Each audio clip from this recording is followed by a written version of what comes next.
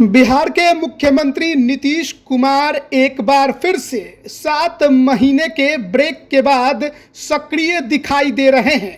विपक्षी पार्टियों को बीजेपी के खिलाफ एकजुट करने के मुहिम में जुट गए हैं।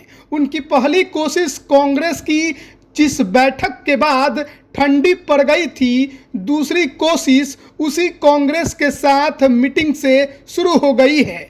यूपीए में नीतीश कुमार वही भूमिका निभाने के लिए तैयार हैं जो जॉर्ज फर्नांडिस ने एनडीए के लिए निभाई थी। नीतीश कुमार 3 दिनों के दिल्ली दौरे पर हैं। वे कांग्रेस नेता राहुल गांधी और कांग्रेस के राष्ट्रीय अध्यक्ष मल्लिका अर्जुन खड़गे से मिले।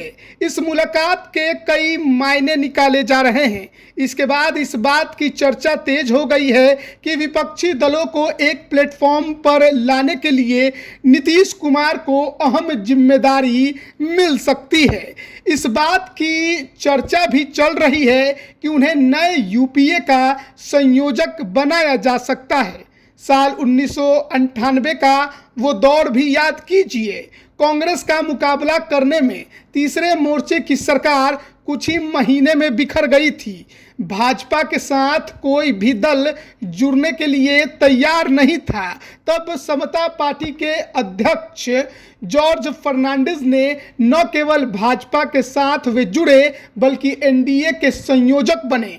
उन्होंने क्षेत्रीय दलों को साथ लाने की पहल की। नतीजा 1999 में 24 दलों के साथ एनडीए की सरकार बनी।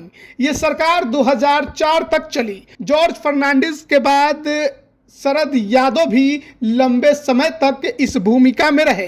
राजनीतिक पंडितों की माने तो अतीत में देश की राजनीति को मुकाम देने में बिहार की अहम भूमिका हमेशा से रही है।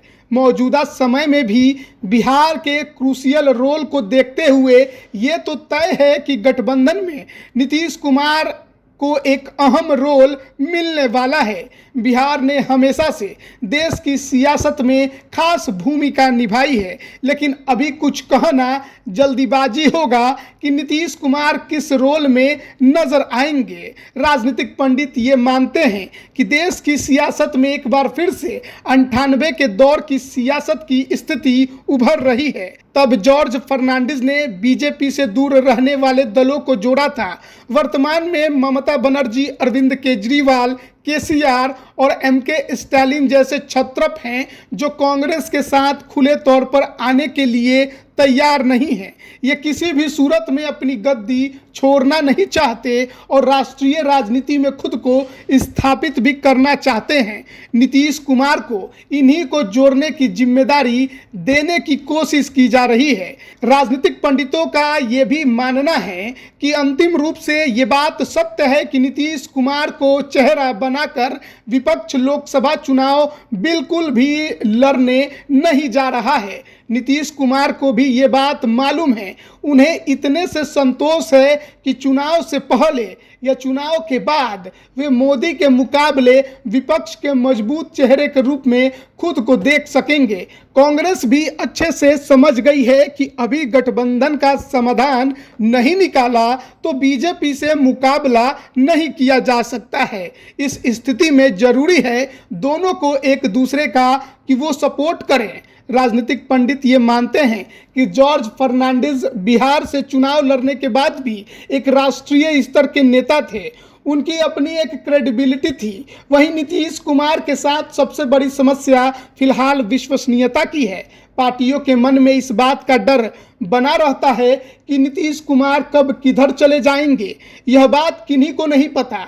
पार्टियां उन पर पूरी तरह विश्वास नहीं कर पा रही हैं। यही कारण है कि नीतीश कुमार ही लोगों से जाकर मिलते हैं। उनसे मिलने बहुत कम नेता आते हैं। वो कहते हैं कि राहुल गांधी को पता है कि बिहार में उन्हें नीतीश और तेजस्वी का साथ जरूरी है।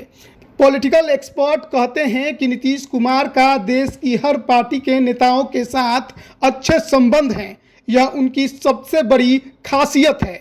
दक्षिण में देवेगौड़ा की जनता दल सेकुलर, जगन मोहन रेड्डी की वाईएसआर के अलावा के चंद्रशेखर राव भी नीतीश की पहल पर महागठबंधन का हिस्सा बन सकते हैं। वहीं अन्य छत्रपों की बात करें तो ओडिशा के मुख्यमंत्री नवीन पटनायक को भी नीतीश कुमार के साथ आने में किसी प्रकार का कोई परहेज नहीं होगा। इसके अलावा उद्धव ठाकरे, ममता बनर्जी, अरविंद केजरीवाल और लेफ्ट के सभी दल भी यूपीए के साथ आ सकते हैं।